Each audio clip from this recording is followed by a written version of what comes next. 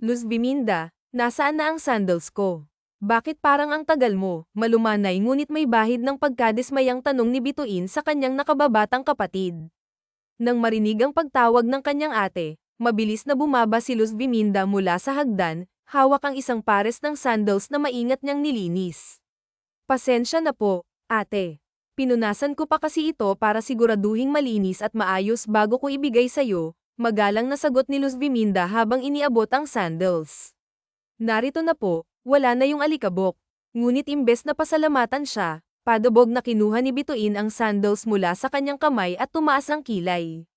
Ang bagal mo talaga. Alam mo bang late na ako sa date ko kasama si Harrington? Hindi mo naman siguro maiintindihan kung gaano kahalaga ito sa akin dahil wala namang nagkakagusto sa'yo. At Luz Biminda, ilang beses ko bang sasabihin? Huwag mo akong tawaging ate. Nakakairita. Hindi kita kailanman matatanggap bilang kapatid. Isa kang paalala ng pagkakamali ni Papa, malamig na wika ni Bituin sabay tulak kay Luz Biminda. Napayuko si Luz Biminda, pilit na itinatago ang mga luhang nagbabadyang pamatap mula sa kanyang mga mata.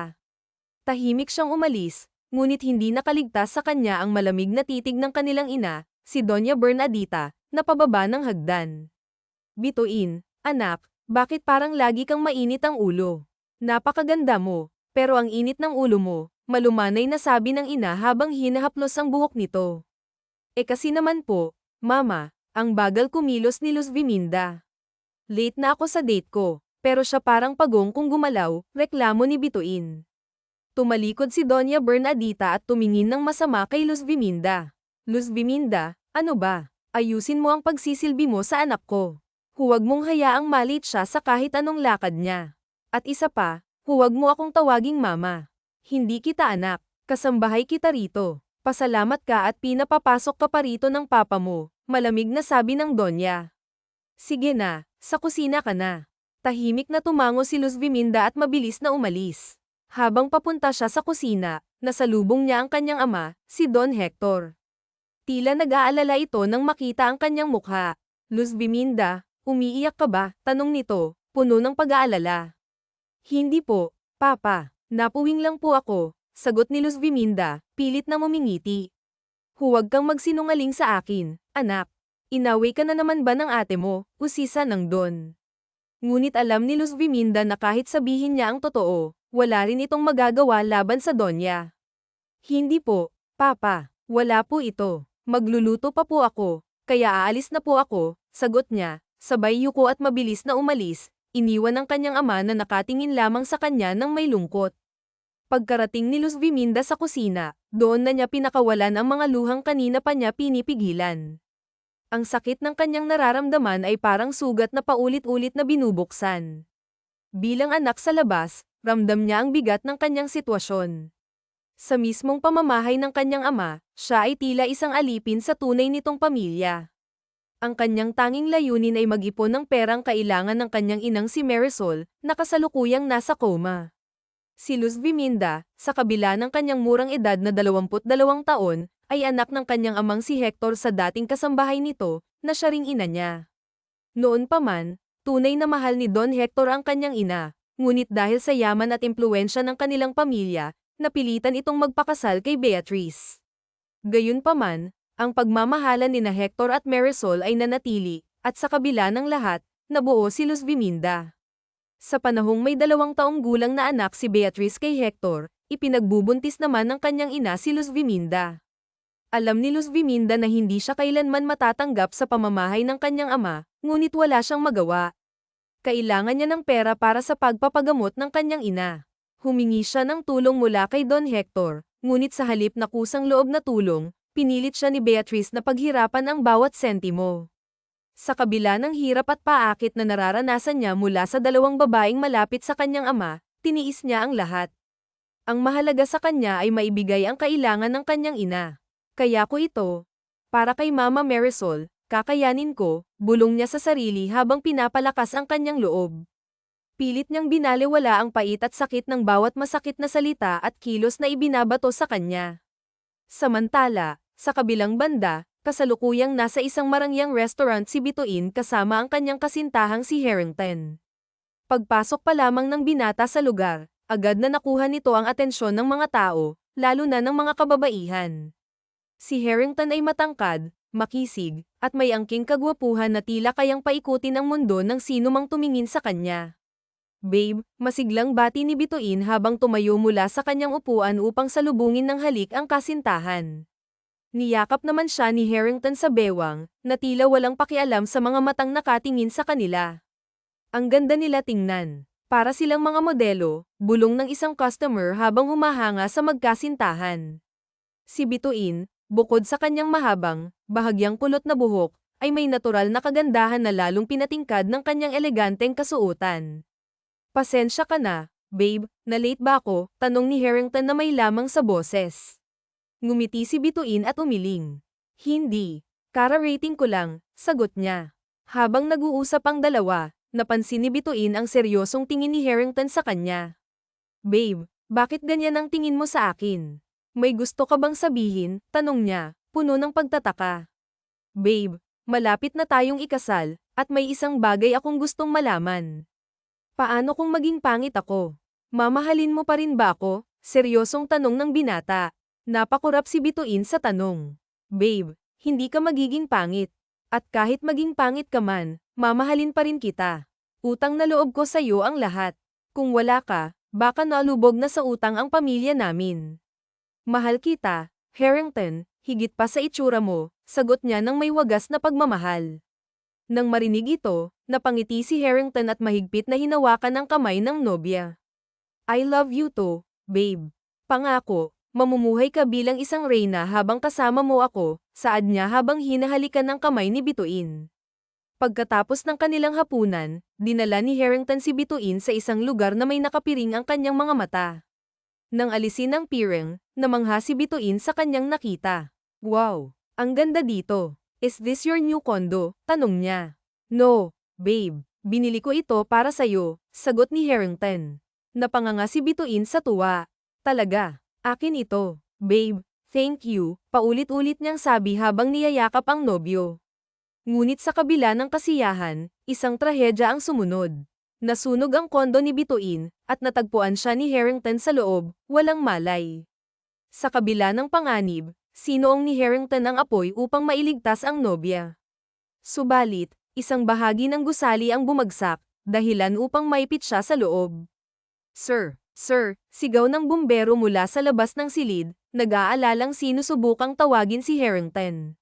Sa kabila ng lahat, ang tanging iniisip ng binata ay ang kaligtasan ng kanyang kasintahan.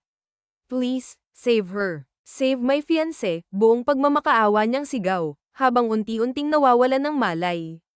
Simula nang mangyari ang sunog, hindi na nakatanggap ng anumang balita si Bituin tungkol sa kalagayan ng kanyang fiancé. Ilang beses na siyang bumalik sa mansyon ng pamilya ni Harrington, ngunit mahigpit na ipinagbabawal ng mga magulang nito ang sinumang bisita, kabilang na siya. Sa labis na pag-aalala, inutusan ni Bituin ang kanyang ina na makiusap sa ina ni Harrington. Habang naghihintay ng balita, hindi mapakali si Bituin. Bituin, anak, tawag ni Beatrice habang nagmamadaling pumasok sa bahay. Agad na sinalubong siya ng dalaga. Ma, kumusta? May balita ka na ba? How is my Harrington? Kumusta ang fiancé ko? Sunod-sunod nitong tanong habang hawak ang mga kamay ng ina. Kalma lang, anak. Maupo muna tayo bago ko sabihin ang lahat, sagot ng ina, pilit na pinapakalma ang anak. Nang makaupo na sila, malumanay na sinabi ni Beatrice, anak, hindi maganda ang balita ko sa'yo. Ma, huwag ka nang magpaligoy-ligoy pa. Sabihin mo na, please, pakiusap ni Bituin, puno ng kaba. Harrington ay buhay, ngunit, hindi na siya ang Harrington na kilala mo, sagot ng ina, na nagdulot ng pagkalito kay Bituin. Anong ibig mong sabihin, ma? Nasira ang mukha ni Harrington dahil sa sunog. Nang makita ko siya kanina, may maskara siyang suot. Hindi ko nakita ang mukha niya, ngunit sinabi ng kanyang ina na lubos na nasira ang kanyang itsura, paliwanag ni Beatrice, na ikinagulat ni Bituin. Hindi ako naniniwala, ma. Hindi pwedeng mangyari yan, sagot ni Bituin, ngunit halata ang pag-aalala sa kanyang boses. Hindi ang kalagayan ni Harrington ang una niyang inisip kundi ang itsura nito. Anak, totoo ang sinasabi ko. Hindi na siya ang dating Harrington na gwapo at mayaman. Bukod sa nasira ang kanyang mukha, inalisa na rin siya ng kanyang mga magulang ng karapatan sa kumpanya. Wala na siyang yaman, at ang sabi pa ng kanyang pamilya, wala na siyang mukhang maipapakita sa publiko. Ma, paano na ako kung wala na ang lahat sa kanya? Hindi ko alam kung kaya ko pang manatili sa kanya, sagot ni Bituin, halatang nalilito at naguguluhan. Sa kabila ng lahat, nagdesisyon si Bituin na puntahan si Harrington. Pagdating niya sa mansyon, sinalubong siya ng ina ni Harrington. Nasa silid niya si Harrington. Pwede mo siyang puntahan, sabi nito. Nang buksan ni Bituin ang pintuan ng silid, nakita niya si Harrington na nakaupo sa kama, suot ang maskara. Napalunok siya ng laway habang tinitingnan ang mga bakas ng sunog sa mga kamay nito. Bituin, ngayong nakita mo na ako, mahal mo pa rin ba ako? Seryosong tanong ni Harrington, puno ng pag-asa sa sagot ng kasintahan. I don't know, sagot ni Bituin, halatang nag-aalangan. Siguro kailangan kong makita ang mukha mo bago ako makapagdesisyon, dagdag niya, na ikinadismaya ni Harrington. My face, tanong ni Harrington, halatang nasaktan. Hindi mo ba ako kamustahin muna? Hindi mo ba ako tatanungin kung kumusta na ako matapos ang lahat ng nangyari? Yeah, pero syempre kailangan kong makita ang mukha mo. Hindi naman ako pwedeng maglakad sa tabi ng isang taong. Hindi nito natapos ang sinabi. Iniabot ni Harrington ng isang litrato sa kanya. Nang makita ang larawan, nanlaki ang mga mata ni Bituin. Sino to? Sino ang halimaw na to? Harrington, tanong niya, halatang nandidiri. That's me, Bituin. Ako yan ngayon. Sabihin mo sa akin, mahal mo pa rin ba ako kahit ganito na ang itsura ko? Tanong ni Harrington, puno ng lungkot. Of course not, mabilis na sagot ni Bituin. Sa sagot na iyon, napayuko si Harrington, puno ng sakit at pagkabigo. Ang babaeng minahal niya ng 3 taon, ang babaeng inialay niya ang lahat, ay hindi pala tunay na nagmamahal sa kanya. Kay Luz Biminda at inilahad nito ang litrato ng anak. He is my son. Are you sure na gusto mong magpakasal sa kanya? Tanong nito sa kanya, at isang kurot sa tagiliran ang iginawad ni Beatrice sa kanya hudyat na hindi siya pwedeng humindi. Opo, magpapakasal po ako, walang atubili niyang sagot, at dahil doon ay hindi makapaniwala si Doña Graciela sa mabilisang sagot ng dalaga. Mabibilang lang sa daliri ang mga babaeng may wagas na puso at kayang magpakasal sa isang pangit. Habang si Luz Biminda naman ay wala siyang pakialam kung sino ang pakakasalan niya, ang tanging mahalaga sa kanya ay ang ina niya. Nang matapos ang pag-uusap ay dinala ni Doña Graciela ang dalaga sa mansyon. Luz Biminda, right? Opo, Doña. Okay, Luz Biminda, hindi mo muna pwedeng makita ang magiging asawa mo, at sa araw na ng kasal bago mo siya pwedeng makita. Bawal umatras, Luz Biminda. Pumayag kang maging substitute ni Bituin, at kailangan mong panindigan ang desisyon mong ito. Feel at home sa bahay na ito, and live like it's yours, saad ng Donya sa kanya, at pinaalalahan siya nito sa isang katulong para sa kanyang magiging kwarto. Ang buhay ni Luz Biminda sa bagong bahay ay biglang nag-iba. Halos prinsesa siya kung ituring ng karamihan, ngunit hindi siya sanay sa mga yun. Hanggang sa sumapit na ang araw ng kanyang kasal kay Harrington. Kasalukuyang inaayusan ngayon si Luz Biminda ng kanyang make-up. Nang matapos ay sumulpot ang kanyang kapatid sa kanyang silid. How is my sister? Mapaglaro nitong wika sa natatawang tinig. How does it feel marrying an ugly man, Luz Biminda? A useless and faceless man. Ang saya, hindi ba? Okay, na yan, at least nabigyan ka ng magiging asawa at hindi mo na kailangang maging manang. Yun nga lang daig mo pa ang nakapang-asawa ng unggoy. Pangi-insulto nito sa kanya. Ate, wala akong pakialam kung anong sasabihin mo sa akin. Basta't pagkatapos kong magpakasal, ibigay nyo sa akin ang nararapat, aniya rito't nabaling ang kanyang atensyon sa isang kasambahay na kabubuan. Ma'am Luz Biminda, hinihintay ka na po ng bridal car sa labas, saad nito sa kanya at iniwan ang kanyang kapatid. Pagkarating sa simbahan, halos hindi makapaniwala si Luz Biminda sa kanyang nakikita at naririnig. Sinasabi ng lahat na walang yaman ang kanyang magiging asawa, pero napakaingay ng kasal, ngunit ang mga tao sa paligid ay mapanghamak. Lahat ng mga ito ay pinagtatawanan siya. Lahat ay tinatawag siyang ang kawawa sa pagpapakasal sa isang pangit na binata na walang nagawa kundi ang magtago sa likod ng maskara. Ang puso ni Luz Viminda ay napuno ng awa sa kanyang sarili, ngunit higit siyang naaawa sa kanyang magiging asawa sa samot-saring panghahamak ang kanyang naririnig para rito. Mabilis na nagumpisa ang kasalan, at sa harap ng altar ay pinakasalan niya ang lalaking nakamaskara. Nang matapos ang kasal, dumiretso ang dalawa sa isang bahay na hindi kalakihan. Okay ka lang ba sa bahay na ito, Luz Viminda? Don't worry. I can file a divorce for you pagkatapos mong magsilang ng sanggol para sa akin. Sa ngayon ay pagtiisan mo muna ako, malamig na wika ni Harrington at hindi umaasang may magmamahal pa sa kanya. Sige, at habang magkasama tayo ay gagawin ko ang lahat bilang asawa mo, sagot niya rito, at isang ngiti ang gumuhit sa kanyang labi. Sa pagsasama ni Luz Viminda at Harrington ay naging maganda ang kanilang pagsasama. Hindi naramdaman ni Harrington ang pagdidiskrimina ni Luz Viminda sa kanya sa kabila ng kanyang itsura. Ang bahay ng dalawa ay may kaliitan lamang, at marami pang dapat ayusin.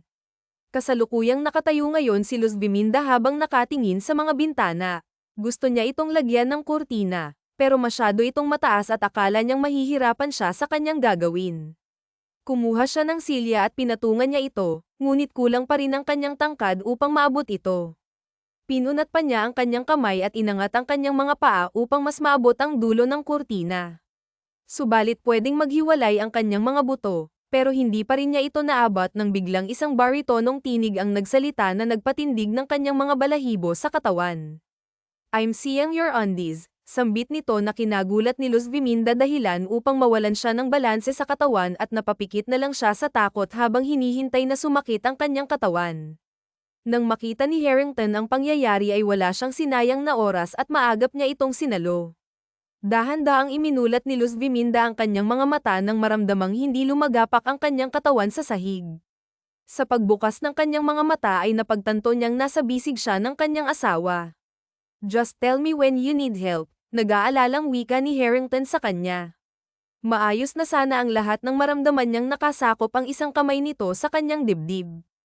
Agad na binalot ng pamumula ang kanyang mukha sa labis na kahihiyan para sa kanyang sarili. Bastos, agaran niyang sigaw sabay sampal sa binata at pumalag na parang kiti-kiti. Dahilan upang mabitawan siya ni Harrington at lumagapak ang kanyang balakang sa sahig. Aray ko, nabali yata yung tadyang ko, namimilipit niyang wika habang hawak-hawak ang napuruhan niyang parte. Gayunpaman ay sinika pa rin niyang makatayo. Ano bang problema mo? Ikaw na nga yung tinutulungan tapos ikaw pa yung nananampal. Won't you even thank me? Reklamo niya rito habang si Luz Viminda naman ay dalawang kamay niyang niyakap ang kanyang dibdib.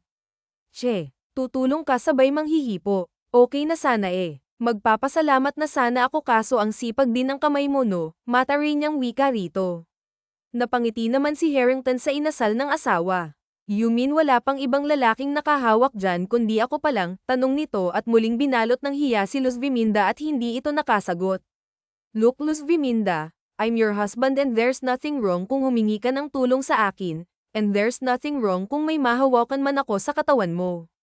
After all, you are my wife, dugtong nito at napakagat ng sariling labi si Luz Viminda.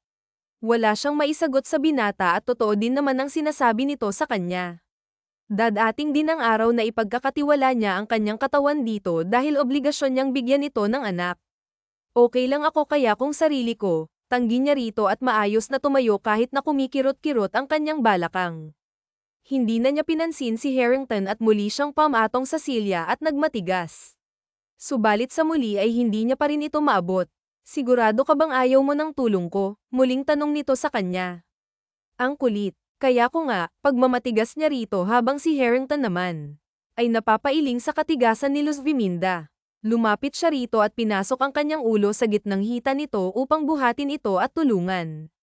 Harrington, anong ginagawa mo? Harrington, tarantang wika niya at nag-aalala siya sa kanyang hita dahil paano kung makita nito ang kanyang gitna. Bakit pa kasi sa dami-dami ng araw ay ngayon pa niya nakalimutang magsuot ng short pants sa pin? Umupo ka na lang sa balikat ko. Kita mong hindi mo abot pinipilit mo pa. Ang tigas din ng ulo mo eh. Honest sa asawa ngunit nagmamatigas pa rin ito. Ayoko nga, naiilang nitong tanggi kay Harrington. Uupo ka o titan gala ako, banta nito at kay bilis nagbago ang utak ni Luz Viminda.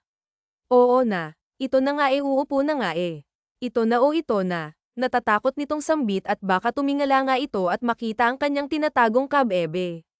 Umupo siya sa balikat ng kanyang asawa habang ang kanyang puso ay parang luluwa na mula sa kanyang dibdib sa labis na kaba.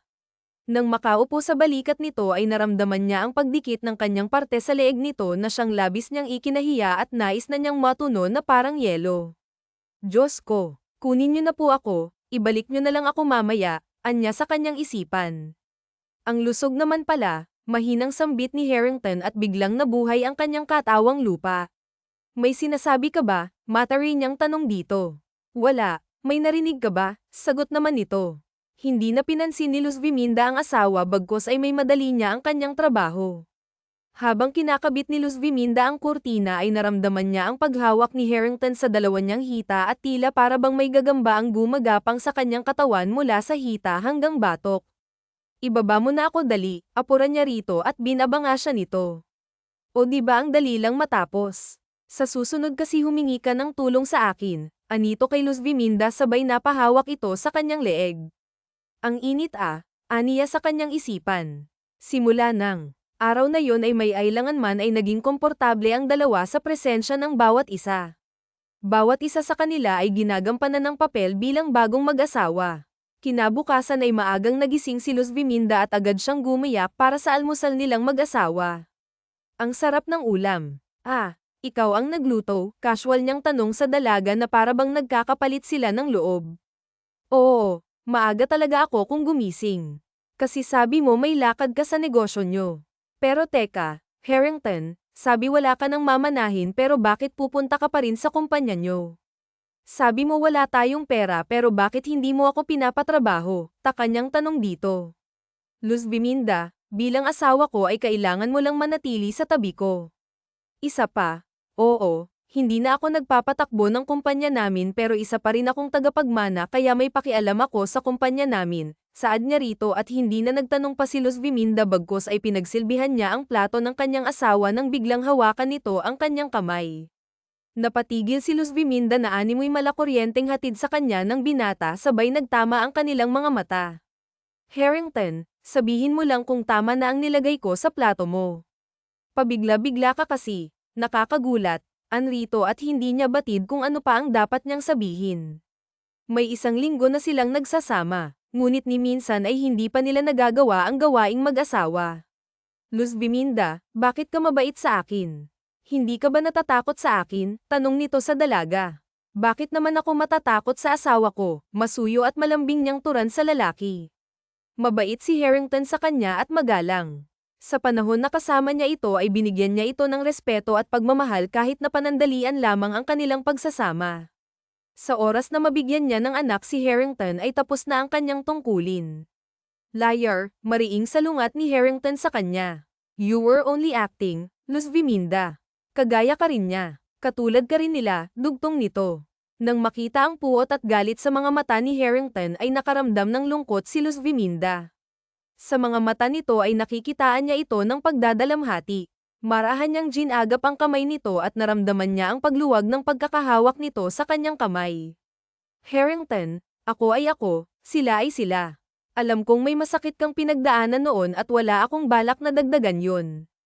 Isa lang ang masasabi ko, Harrington, aalagaan kita at mamahalin kita hanggang sa hindi mo na ako kailangan, anrito. Sa mga katagang iyon ay napukaw ang puso ni Harrington. Napagtanto niyang si Luz Viminda ay iba sa mga naunang babae sa buhay niya, matapos magsalo, ay umalis ang dalawa sa kanilang pamamahay upang magtungo sa kani-kanilang pupuntahan. Kasalukuyang nasa pamamahay ngayon ni Doña Bernadita si Luz Viminda upang singilin ang kanilang naging kasunduan. Ma'am Beatrice, nandito na po ako upang kunin ang perang napagkasunduan natin, magalang niyang wika rito. At pinagtaasan lang siya nito ng kilay. Anong pera? Wala akong natatandaan na may kasunduan tayo, Luz Viminda, anito na parang wala itong alam. Anong wala? Sabi niyo, kapag nagpakasal ako kay Hades, ay ibibigay niyo sa akin ang perang pambayad sa ospital. Ma'am Beatrice, nangako ka, halos magmakaawa niyang sambit rito, pero inisihan lang siya nito. I'm sorry, pero wala akong natatandaan na nagkaroon tayo ng kasunduan. Tanggi nito sa kanya sabay talikod. Hindi matanggap ni Luz Viminda na basta na lamang kinalimutan ni Beatrice ang kanilang kasunduan, dahilan upang marahas niya itong hawakan sa braso. Ma'am Beatrice, nangako ka po sa akin.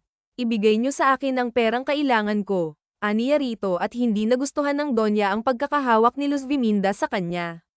Bastos ka, galit nitong saad sa dalaga sabay malakas itong sinampal. Anong karapatan ng anak sa labas na hawakan ako? Wala kang karapatan hawakan kahit konting balat sa katawan ko. Luz Viminda, wala kang pera sa akin at wala kang mapapala. Umalis ka na, Luz Viminda. Alis, pagtatabuyan ito sa kanya. Wala namang nagawa si Luz Viminda kundi lisanin ang pamamahay nito habang nanlulumo ang kanyang puso. Akala niya ay nalutas na ang kanyang problema, ngunit hindi pa pala. Luz Viminda, ang tagal mong bumalik. Saan ka ba nagpunta? Usisa ni Hades nang makita ang kanyang asawa na malumbay at tila wala ito sa saktong mood. Wala, may pinuntahan lang ako. Gusto mo ba ng merienda? Sagot nito sa kanya at akmang tatalikod si Luz Viminda nang mapansin ang pasa sa gilid ng leeg nito. Wait, pigil niya rito at agad na hinawakan ito sa mukha. Who did this to you? Bakit ka may pasa? Who hurt you? Luz Viminda, nag-aalala nitong tanong sa asawa. Wala ito, nabangga lang ako kanina kaya nagkapasa ako. Huwag ka nang mag-alala, ayos lang ako. Pagsisinungaling niya rito at kinuha ang kanyang mukha mula rito at agad na tinungo ang kusina upang gumawa ng merienda para sa asawa. Kinabukasan ay muli na namang umalis si Hades para sa kanilang kumpanya, ngunit ang pasa sa mukha ng kanyang asawa ay hindi nagpatahimik sa kanya. Batid niyang may ibang sanhi ang pasa nito at hindi maganda ang kutob niya.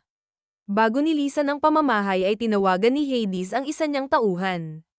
Make sure to keep an eye on her. Sabihin mo lahat sa akin kung saan siya pupunta at kung ano ang gagawin niya, maliwanag ba? Sambit niya sa kanyang tauhan bago nilisan ang pamamahay nila ni Luz Viminda. Copy, Big Boss, saad ng tauhan sa kabilang linya. Habang si Luz Viminda naman ay pumunta sa isang shop kung saan lahat ng mga sapatos ay nagkakahalaga ng milyon. Mahilig siya sa mga sandals at pangarap niya ang maging sikat na designer. Wala siyang balak bumili at tanging mga mata lang niyang nabubusog sa naggagandahang mga sandals. Sa gitna ng kanyang pag-e-enjoy ay isang tinig ang bumulabog sa kanya. Oh, nandito pala ang asawa ng pangit. Bibili ka ba? Saan dyan ang gusto mo? Yan ba? Baka afraid na hindi mo kayang bilhin.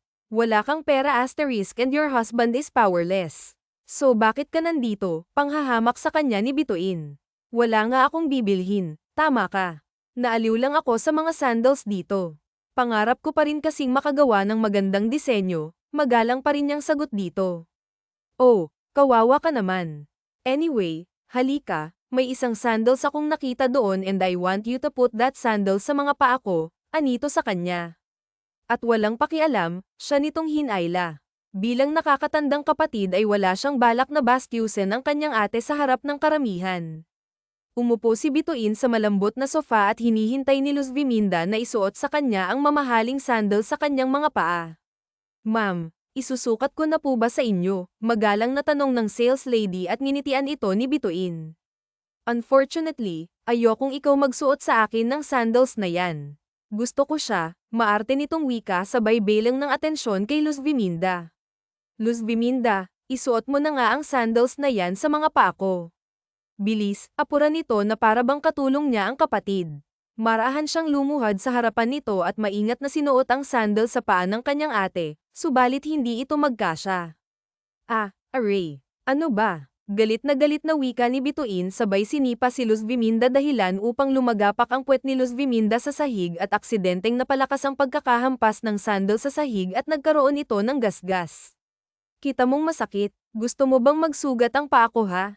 Namumuro ka na, Luz Viminda. Hindi ka lang bobo, tanga ka pa, anito sa dalaga. At hindi nakawala sa mga mata ng sales lady ang gasgas sa sandals. Ma'am Bituin, the sandals cost PHP 850,000 po at gasgas na po ito. Kailangan niyo po itong bayaran.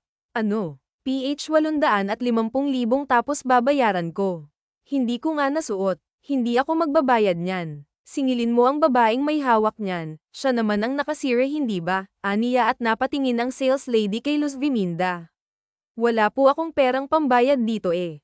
Hindi ko po ito kayang bayaran, matapat niyang sagot dito. Hindi naman pala di dapat doon ka sa bangkita tumitingin at hindi dito. Palibhasa pulubi, pangmamaliit sa kanya ni Bituin. Tumayo si Luz Viminda mula sa kanyang pagkakasalampak at inilahad ang sandal sa sales lady. Pasensya ka niya, pero hindi ko kayang bayaran to. Aniya rito nang biglang may isang malapad na kamay ang humawak sa kanyang bewang. I will pay for those sandals, pero ang sandals na iyan ay napakamura para sa asawa ko. Please give me your most expensive sandals and bring it to my wife, saad ng isang tinig at napatingala si Luz Viminda sa lalaking may hawak sa kanya. Habang si Bituin naman ay napapanganga sa kanyang narinig. Kung akala niya'y walang pera si Hades, pero bakit ito bibili ng pinakamahal na sandals para kay Luz Viminda? Talaga po, sir, bibilhin niyo ang pinakamahal naming sandals, nagagalak na wika ng sales lady at hindi mawala ang ngiti sa labi nito. Yes, me and my wife will attend a party tonight at gusto kong maging maganda ang asawa ko. Mula ulo hanggang paa, aniya rito at nagmadali ang sales lady sa pagkilos upang kunin ang pinakamahal nilang sandals. Nang makaalis ang sales lady ay kinurot ni Luz Viminda ang tagiliran ng kanyang asawa. Hades, wala tayong pera. Huwag ka nang bumili, hindi rin naman yun nababagay sa akin. Awat niya rito at nginitian siya nito. Asterisk, you are my wife and you are beautiful, Luz Viminda. Don't worry about the cash. Ako na bahala. Anito sa kanya at hindi na siya nito pinayagang magsalita pa. Ikaw na ang bahala sa cash. Sabi wala ka ng yaman, Hades, at bakit mo pabibilhan ng mamahaling sandal si Luz Viminda? Naiintriga ang tanong ni Bituin na may halong inggit sa kanyang tinig. It's none of your business, Bituin. Bibilhin ko ang mga bagay na sa tingin ko ay karapat-dapat sa asawa ko. Anyway, Bituin, do you want one? Pang-iingganyo niya rito at kay bilis na tumango si Bituin. Talaga ba? Meron din ako. Sige, gusto ko yung pinakamahal din. Makapal nitong sambit at seryoso siyang tinitigan sa mga mata ni Hades.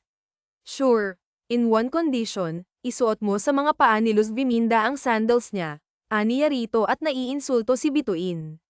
Mataas ang pride nito at kahit kailan ay hindi nito ibababa ang kanyang pride para sa kapatid.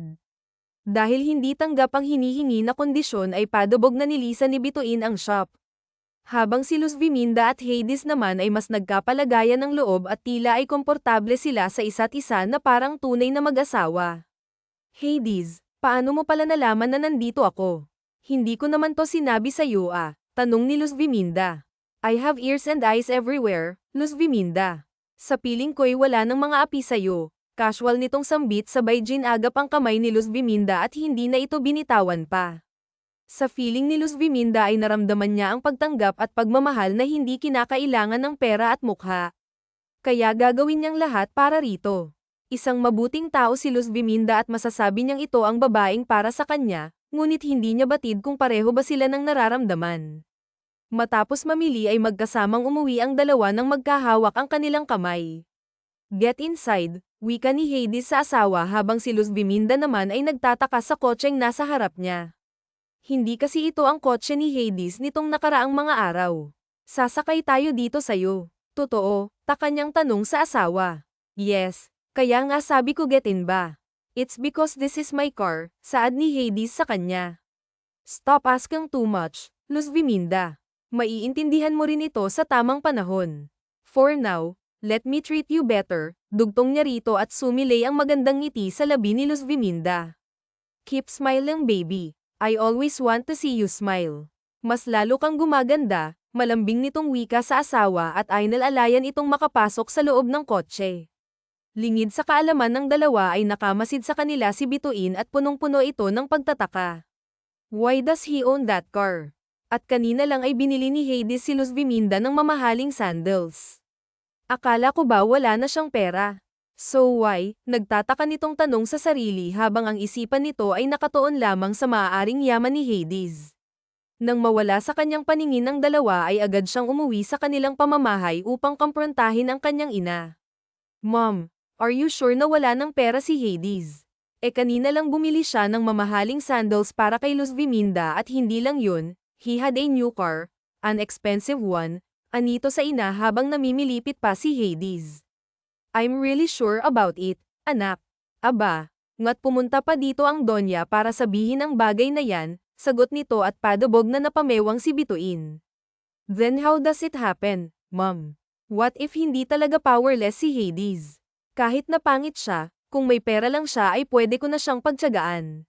By the way, Ma'am, invited ba tayo mamayang gabi sa party? Tanong nito at tinanguan siya ng kanyang ina.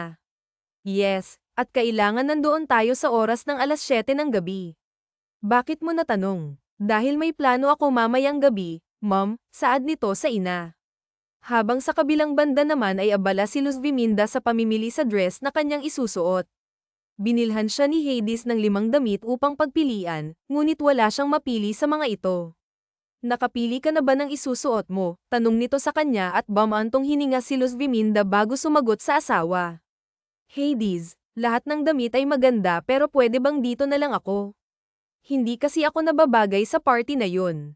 Hindi ako mayaman at hindi ako maganda, walang lugar ang katulad ko sa party na yun, nababahala niyang wika sa asawa at kinabig siya nito sa bewang.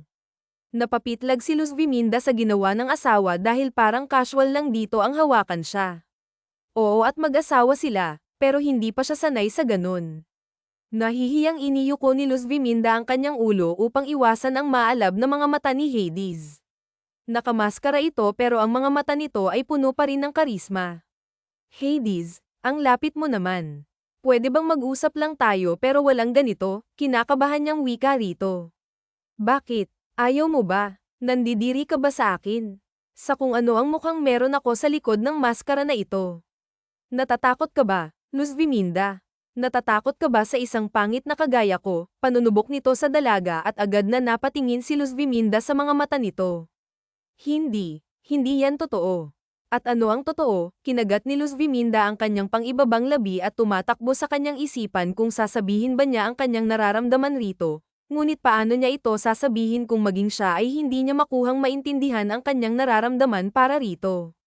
Tell me, Luz Viminda, are you scared? Do you want to walk away from me? Tell me a word, Luz Viminda and I will set you free. Seryoso niyang tanong rito habang si Luz Viminda naman ay nanatiling nakatitig sa mga mata ni Hades at maraming mga naglalaro sa kanyang isipan.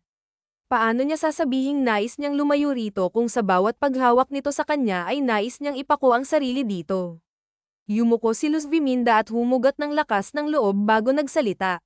Paano ako matatakot sa iyo, Hades, kung ikaw lamang ang bukod-tanging tao ang nagparamdam sa akin na pwede akong tanggapin at ay respeto. Kahit sarili kong kadugo ay hindi ko yun makuha. Sa'yo ko naramdaman ang respeto, Hades, at kailanman ay hindi ka naging masama sa akin. Hindi ko kailangang magsikap upang tanggapin mo. Iba ka, Hades. Habang si Papa, anak niya ako pero hindi niya ako kayang ipaglaban. Ang ate Bituin naman ay walang ibang tingin sa akin kundi alipin. Kaya sabihin mo sa akin, Hades, paano ako lalayo sa'yo kung sa bawat paghawak mo sa akin ay para akong napapako sa'yo? Hindi ko alam kung ano-anong nararamdaman ko pero isa lang ang malinaw sa akin, Hades, gusto kong manatili sa tabi mo.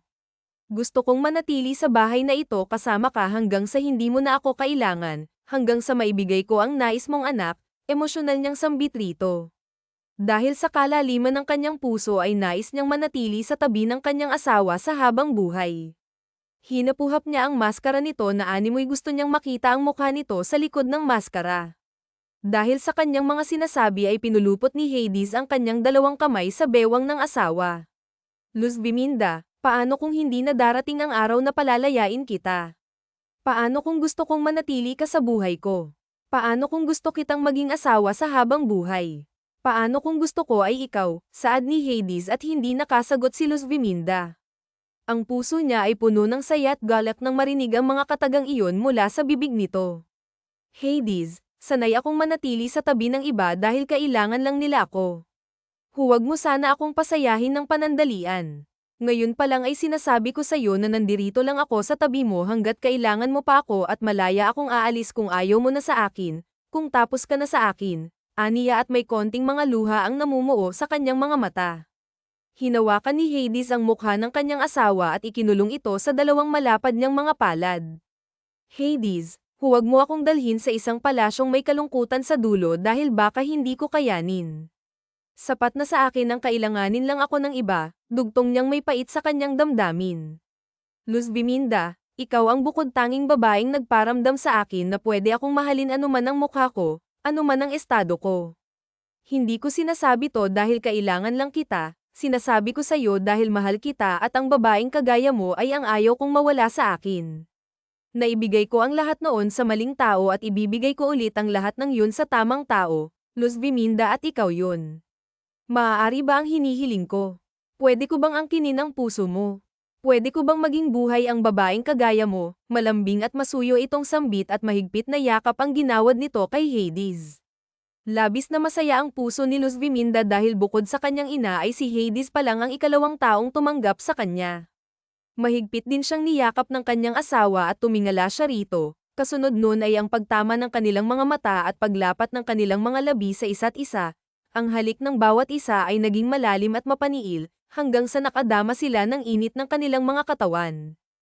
Huli na nang mamalaya ni Luz Viminda na nakapasok na pala ang isang kamay nito sa kanyang maselang parte at naghatid ito ng kakaibang sensasyon sa kanyang katawan. Si Harrington pa lang ang unang lalaki sa buhay niya, at bawat galaw ng kamay nito ay may kakaibang sensasyong dala, hanggang sa nagpatangay na lang siya sa bugso ng laman. Dahan-daang tinanggal ni Harrington ang kanyang sariling damit at bumalandra sa mga mata ni Luz Viminda ang maganda nitong katawan. Hinimas niya ang makisig nitong dibdib at naglakbay ang kanyang mga kamay sa maskara ng asawa. Harrington, nakita mo na ang lahat sa akin, ngunit hindi ko pa nakikita ang lahat sa'yo. Bago ko tuluyang ibigay ang sarili ko sa'yo, pwede bang ipakita mo sa akin ang mukha ng asawa ko? Pakiusap niya rito at nais niyang tanggalin ang maskarang nakabalot sa mukha nito. Do you really want to see my face, Luz Viminda? Kapag nakita mo ba ang mukha ko at kapangitan ko ay mamahalin mo pa rin ba ako? Minahal kita. Ang hindi ko nakikita ang mukha mo, Harrington, at mamahalin kita, ano pa mang itsura mo. Ang akin lang ay gusto kong makita ang itsura ng asawa ko, ang itsura ng taong minamahal ko. Rito at hinalikan siya ni Harrington sa noo. Kasunod noon ay dahan-dahan niyang tinanggal ang maskara sa kanyang mukha.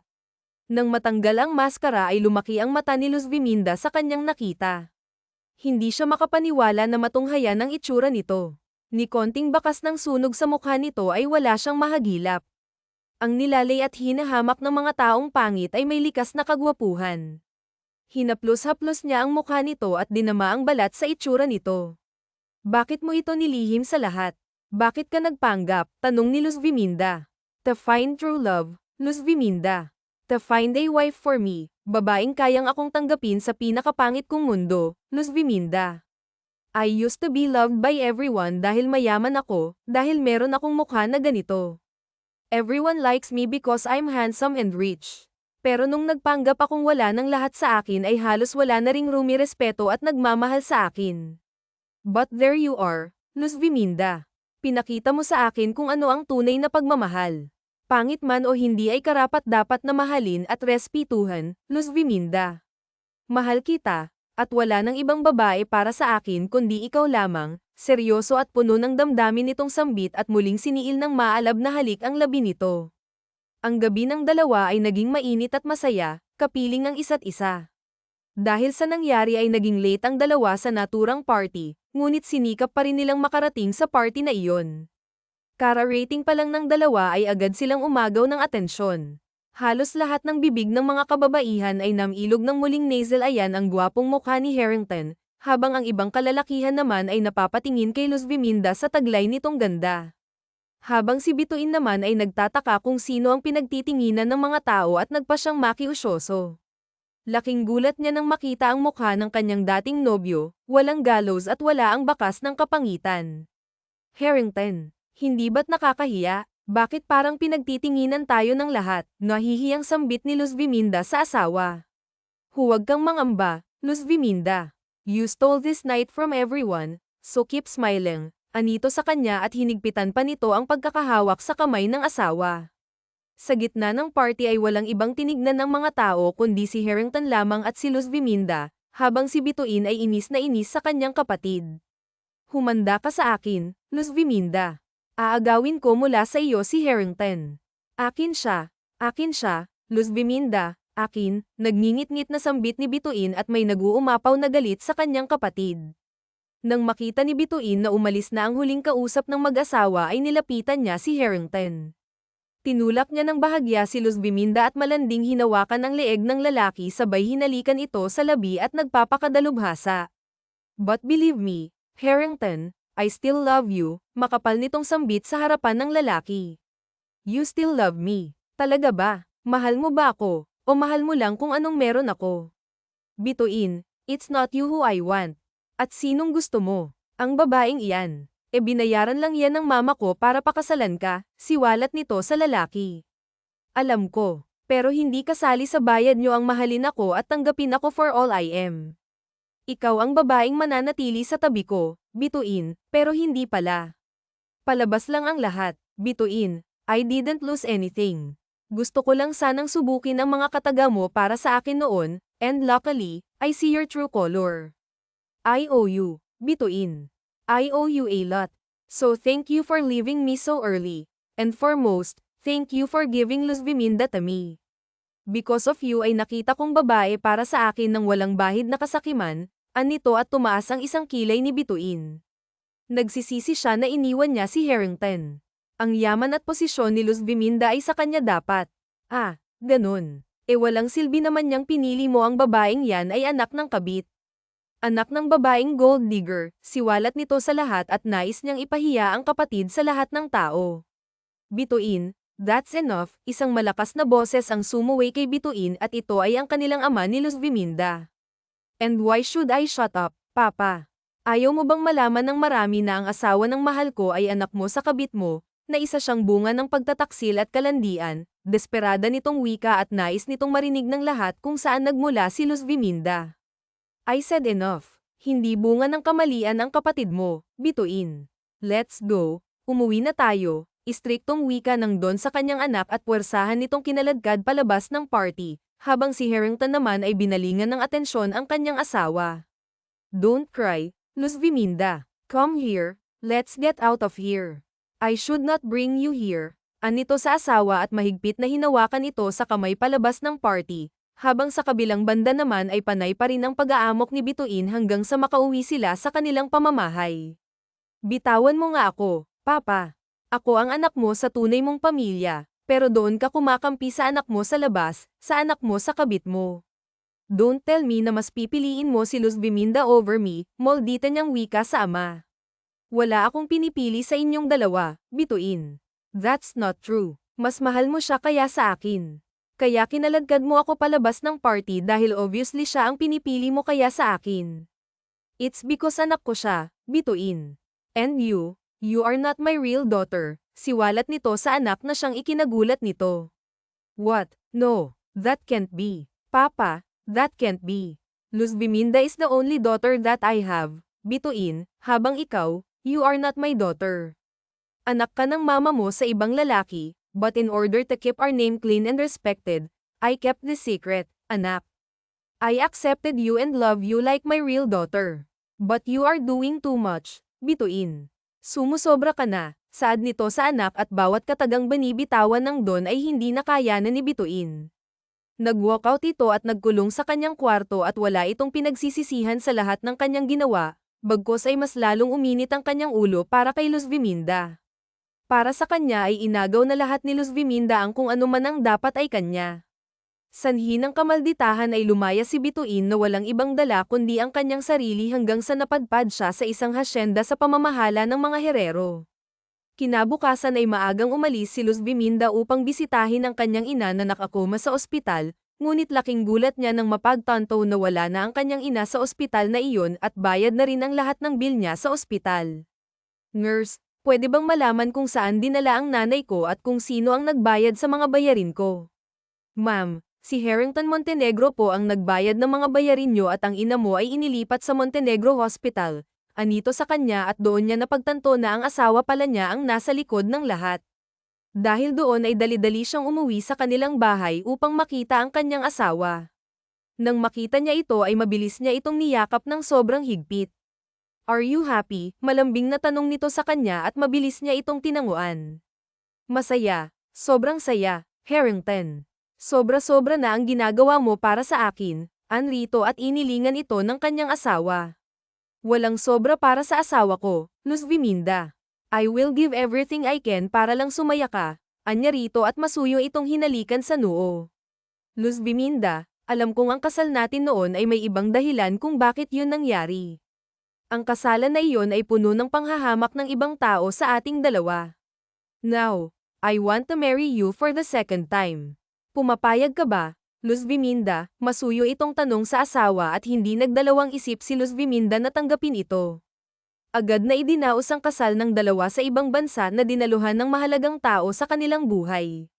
Matapos ng kasal ay agad na nag-honeymoon ang dalawa. Kasalukuyang kapwa hubot-hubad sila habang si Harrington ay nakapaibabaw sa kanyang asawa. Ang tangkad at laking tao ni Harrington at hindi maiwasan ni Luz Viminda ang magreklamo. Harrington, ang bigat mo. Pwede bang umalis ka muna sa ibabaw ko? Anito sa asawa at pilyo itong ngumiti.